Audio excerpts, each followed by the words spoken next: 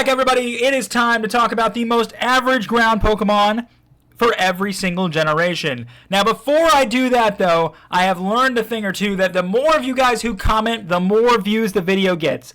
So I'm going to do something a little funny. For everyone who hate watches me and goes in the comments below to basically say what they don't like, I'm going to make you guys really mad today.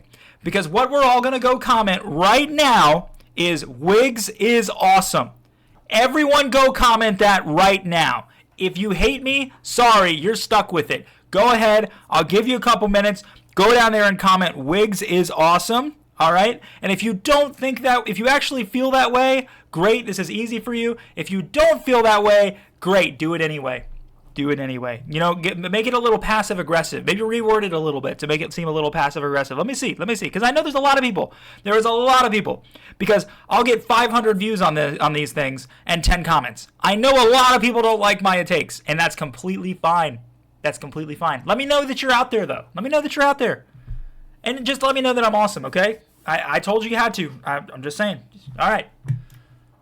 What are the most average ground type Pokemon in all of Pokemon? Well, when I think of an average ground type, the only Pokemon I think of is Sandslash.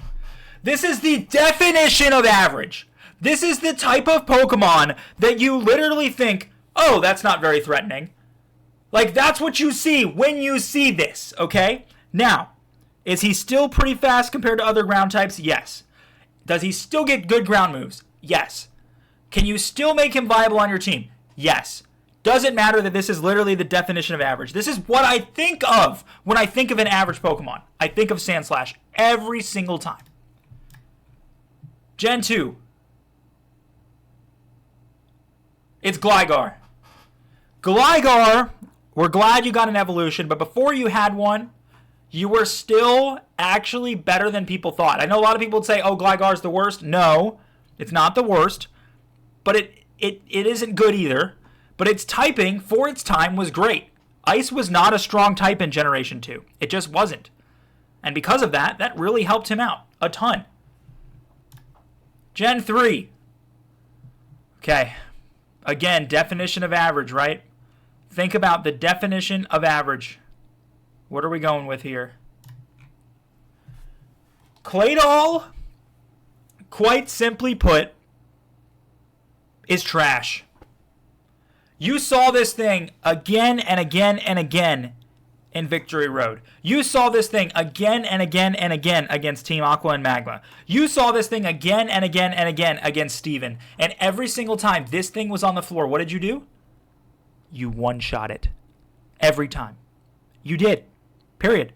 For a fully evolved Pokemon to have the stats that Claydol does, which at least makes him somewhat usable, he is not as good as people say he is. I would say he is a very average Pokemon. Very, very, very average Pokemon. Gen 4. Again, definition of average. Definition of average is Rhyperior. Look, Rhyperior, everybody's biggest problem with Rhyhorn and Rhydon was the typing.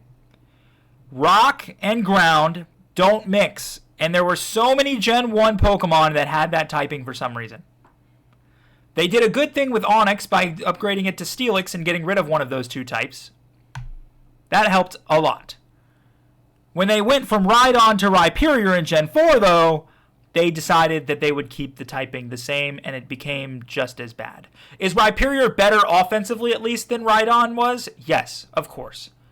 He is still terrible because of his typing. That typing will always hold him back forever. They should have just removed one of the types, gave him a different type, or something like that. Or gave him an ability. Maybe give him an ability or something that reduces it. I mean, there's got to be something that he can do, but unfortunately he can't do anything. It's useless. Gen 5. Ghost Ground is a really cool type, right? Golurk is a really cool Pokemon. What it isn't is good. Unfortunately, its typing holds it back defensively, even though it helps it offensively. That's my biggest complaint with Golurk. Otherwise, I really like him. Okay, so Gen 6, I basically have 2 new Pokemon and more Megas, so I'm going to have to, again, pick a Mega Pokemon in this one, just like I had to do in the Poison, if it's the right choice. Because actually looking at all these... No, it's Mega Garchomp.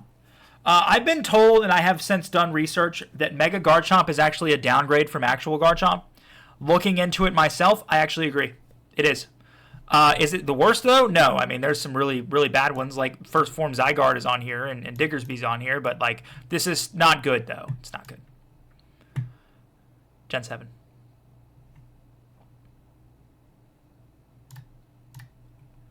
It hurts. It hurts, because Alolan Dugtrio is basically Dugtrio with Wigs on it. When I heard about this, that's the first thing I thought of, and I thought that was hilarious. It's still bad. Giving Diglett a Steel typing was a good idea. It was a good idea. Give it a Dual type. Fine, no problem. Didn't really get much out of it, though. It really didn't get...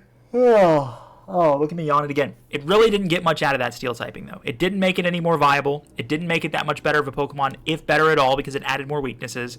It was still fast, but to me, it just didn't do a lot. It did not. Gen 8. Oh my gosh. Nobody asked for Runerigus to be put in the game. Nobody wanted it. Nobody thought it was cool. Everybody wondered why it was there. And then, well, it's here now. Is it that good? No. No, it's not. It's just, it's not. Nobody asked for it, and it's not very good. And that's really all I have to say. This is going to be a short video, guys. It's going to be a short video today.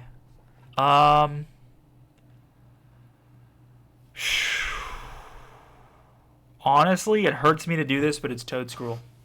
I love this Pokemon, okay? I love this. When I first saw a Tentacruel walking on his tentacles on land, I was like, what is going on right now? What is going on?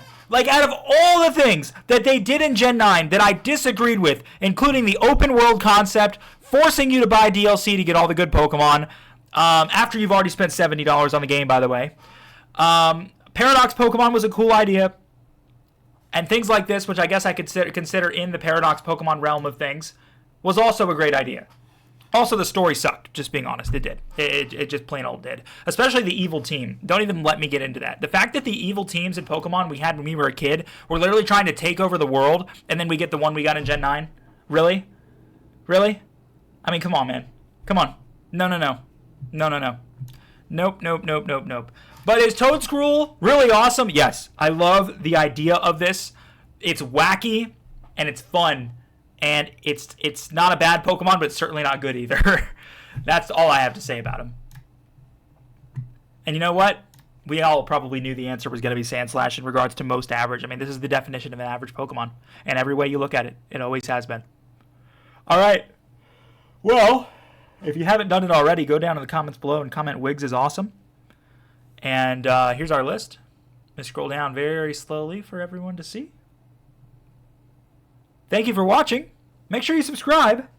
We are pushing for our next goal, which will probably be about 1,500 subscribers. We'll see how fast we can get another 500 after it took us a few years to get 1,000. It'd be really interesting to see kind of how that works. But anyway, see you guys in the next one.